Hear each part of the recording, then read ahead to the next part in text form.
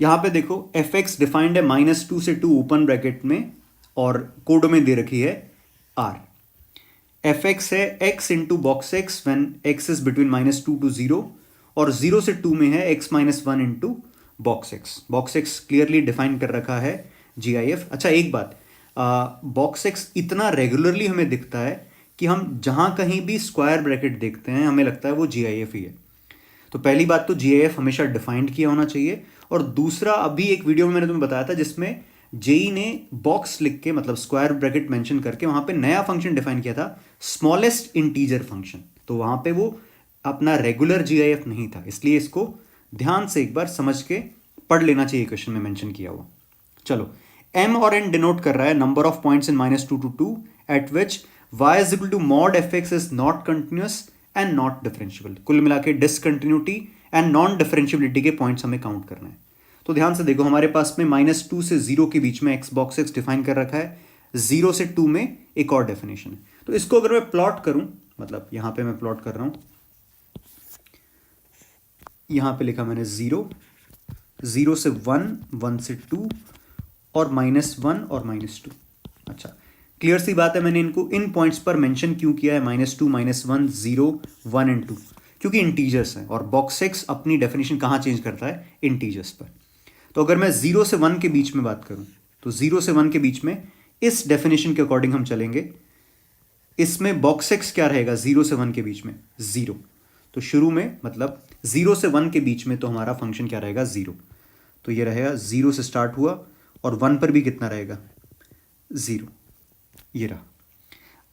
अच्छा, 1 पर वैल्यू क्या आ जाएगी, बॉक्स एक्स तो कितना हो जाएगा 1, लेकिन x-1 कितना रहेगा, 0 ही रहेगा। तो 1 पर भी कितना है, 0। आगे बढ़ते हैं, 1 से 2 के बीच में, 1 से 2 के बीच में अगर हम देखें तो बॉक्स एक्स कितना हो जाएगा, 1। 1 से 2 के बीच में बॉक्स एक्स कितना हुआ, 1। 1 इंटू x-1, तो कैसा ग्राफ बनेगा, 1 इंटू x-1 मतलब x-1। तो ये मैंने बनाया x-1 का ग्राफ, यहां पे लिख भी देते हैं, ये कितना है, x-1। और ये कितना है, ये तो खैर ये जो लाइन है वो तो कितनी है, 0 ही है। उसके बाद 1 से 2 के बीच में कितना है, x-1। 2 पर फंक्शन डिफाइंड ही नहीं है, तो यहां पे मैं क्या लगा रहा हूं, होल लगा रहा हूं। तो मैंने अभी तक डिफाइन किया 0 से 2 के बीच में। अब बात करते हैं -2 से 0 के बीच में। तो सबसे पहले -1 से 0 के बीच में अगर हम देखें तो बॉक्स एक्स क्या रहेगा, -1 रहेगा, -1 से 0 के बीच में। तो ये क्या रहेगा, -x। तो किसका ग्राफ बनाना है मुझे, -x का, -1 से 0 के बीच में। तो ये हमारा -x का ग्राफ। -1 पर वैल्यू कितनी आएगी, x इंटू -1 मतलब -x। तो ये हमारा यहां तक का तो ग्राफ बन गया। -1 पर है हमारे पास में फंक्शन की वैल्यू 1, ये पॉइंट। अब -2 से -1 के बीच में अगर हम बात करें, -2 से -1 ओपन ब्रैकेट के बीच में अगर हम बात करें तो बॉक्स एक्स रहेगा -2। तो ग्राफ बनाना होगा हमें -2x का।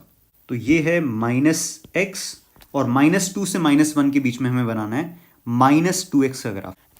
तो कुछ इस तरह से हमारा ग्राफ आ जाएगा। ये बना हमारा ग्राफ -2 से -1 के बीच में। कौन है ये, -2x।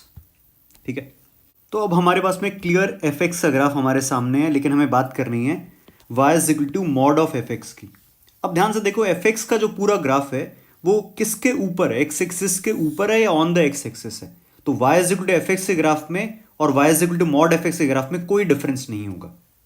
तो इसका मतलब ये जो y is equal to F X का ग्राफ बना हुआ है, यही y is equal to mod F X का भी ग्राफ है। तो अब इस ग्राफ में हमें number of points of discontinuity और नॉन डिफरेंशिएबिलिटी पता करना है। तो डिसकंटिन्यूटी कहां पर आ रही है, एक पॉइंट पर आ रही है, -1 पर। ठीक है, बाकी सब जगह फंक्शन कैसा है, कंटिन्यूअस है। तो पहली चीज तो m की वैल्यू कितनी आ जाएगी, 1। और ये नॉन कंटिन्यूअस का पॉइंट कौन सा आ रहा है, x इज इक्वल टू -1। और दूसरा हमें पता करना है n है number of points of non differentiability. तो नॉन डिफरेंशिएबिलिटी एक तो क्लियरली -1 पर होगी ही होगी। उसके बाद हमारे पास में देखो 0 से 1 के बीच में, तो ये ग्राफ हमारा दिख रहा है, 0 पर क्लियर कॉर्नर दिख रहा है और उसके बाद 1 पर भी कैसा है, कॉर्नर है। तो हमारे पास में -1, 0 1, इन 3 पॉइंट पर फंक्शन नॉन डिफरेंशिएबल रहेगा। तो हमसे पूछा है m प्लस n की वैल्यू, आंसर रहेगा 4।